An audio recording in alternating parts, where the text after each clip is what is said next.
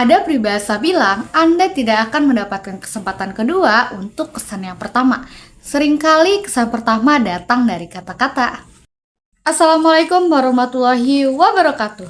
Perkenalkan, saya Usatun Hasanah dan ini teman saya, Eko Setiawan. Salam kenal semuanya.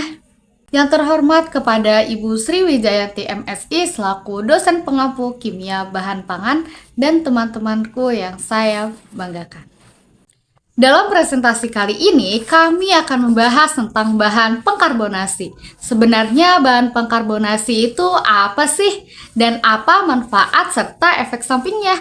Yuk kita lihat sama-sama video berikutnya. Bahan pengkarbonasi merupakan bahan tambah pangan untuk membentuk karbon di dalam pangan. Menurut Halodoc, minuman berkarbonasi adalah minuman yang memiliki gelembung gas yang berasal dari proses pengembangan karbon dioksida. Karbonasi merupakan efek penyijekan gas karbon dioksida ke dalam minuman, sehingga memiliki penampakan bergelembung-gelembung yang mengesankan kesan segar. Nah, teman-teman, dari mana sih gas karbon dioksida ini? Jadi, sumber karbon dioksida ini diperoleh dari berbagai sumber. Namun, umumnya diperoleh dari gas buang industri dengan tingkat kemurnian yang berbeda-beda tentunya. Sebagian besar dihasilkan di pabrik gas sintetis seperti produksi amonia atau hidrogen. Di pabrik bir melalui proses fermentasi atau pada tingkat yang lebih rendah, pembakaran bahan bakar fosil seperti gas alam. Tujuan dari bahan pengkarbonasi yang pertama, untuk mencegah oksidasi yang dapat merusak kualitas dari suatu produk. Yang kedua, untuk memberikan atau menonjolkan rasa suatu produk. Manfaat dari bahan pengkarbonasi yang pertama, yang sudah banyak kita ketahui adalah gas yang digunakan untuk minuman berkarbonasi, khususnya bir, minuman ringan, dan anggur. Ini mencegah pertumbuhan bakteri dan jamur. Yang kedua, karbon dioksida juga dapat digunakan untuk menghilangkan kafein pada kopi. Dan yang ketiga, karbon dioksida menjaga produk makanan tetap dingin saat diangkut. Selain itu, dapat juga digunakan untuk pembukaan cepat dan jika dikombinasikan dengan etilen oksida untuk mensterilkan makanan secara dingin. Dan yang keempat, karbon dioksida merupakan selimut inert yang sangat efektif yang melindungi bahan makanan selama produksinya. Maksimum penggunaan bahan perkarbonasi dapat dilihat pada layar presentasi. Bahaya apabila terlalu sering mengkonsumsi atau menggunakan bahan perkarbonasi. Yang pertama, akan menyebabkan atau menimbulkan penyakit lambung. Bahan perkarbonasi yang mengandung karbon dioksida, di mana jika kita jadikan sebagai minuman karbonasi, maka CO2 yang terlarut yang menjadi gas sangat menghangat hingga mencapai suhu tubuh di perut. Mengkonsumsi minuman ringan berkarbonasi dapat menyebabkan sendawa yang berulang-ulang karena perut merenggang akibat penumpukan gas karbon dioksida. Bahaya kedua adalah menyebabkan nutrisi buruk. Apabila manusia atau orang yang sudah kecanduan bahan pengkarbonasi yang diolah dalam bentuk makanan atau minuman akan cenderung mengurangi makan makanan sehat atau minuman-minuman sehat seperti memakan buah-buahan atau dengan meminum jus buah. Maka dari itu orang tersebut akan kekurangan protein, pati saat makanan, dan vitamin sehingga akan menimbulkan penyakit lainnya.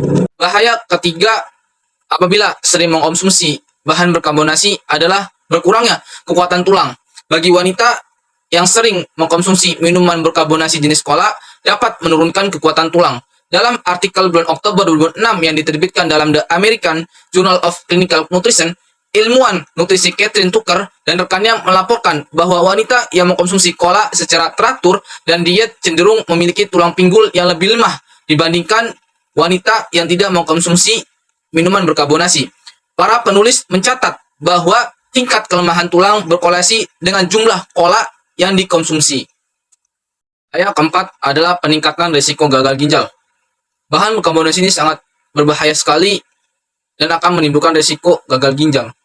Oke teman-teman, jadi di sini kami ngambil salah satu studi kasus dari salah satu jurnal yang berjudul Studi Kualitas Hidup Penderita Gagal Ginjal pada Remaja yang menjalani hemodialisa di RSUD Bahtera Mas, Provinsi Sulawesi Tenggara tahun 2023. Nah, teman-teman, di slide ini kita mengambil salah satu review atau penjelasan dari penderita gagal ginjal, di mana dia menuliskan bahwa memang saya sering makan makanan seafood seperti junk food, sosis, nugget, gorengan, mie instan pokoknya.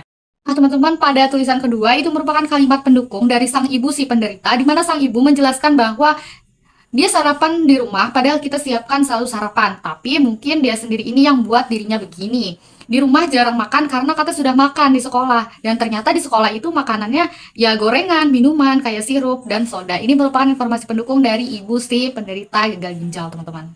Nah, teman-teman, di teks tersebut juga yang terakhir kita dapat simpulkan dari si penulis bahwasannya berdasarkan temuan yang diperoleh dari hasil wawancara dengan 3 informasi dapat disimpulkan bahwa penyakit gagal ginjal bukan merupakan penyakit keturunan. Rata-rata setiap informan mengatakan bahwa mereka adalah orang pertama dalam keluarga yang mengalami gagal ginjal tersebut ya. Selanjutnya kesimpulan. Jadi dalam kesimpulan presentasi kali ini mengenai bahan tambahan pangan pengkarbonasi, di sini kita dapat menyimpulkan bahwasannya bahan pengkarbonasi atau carbonating agent adalah bahan tambah pangan untuk membentuk karbonasi di dalam pangan. Nah, selanjutnya jenis bahan tambah pangan, bahan pengkarbonasi adalah karbon dioksida, banyak dimanfaatkan di dalam industri pangan.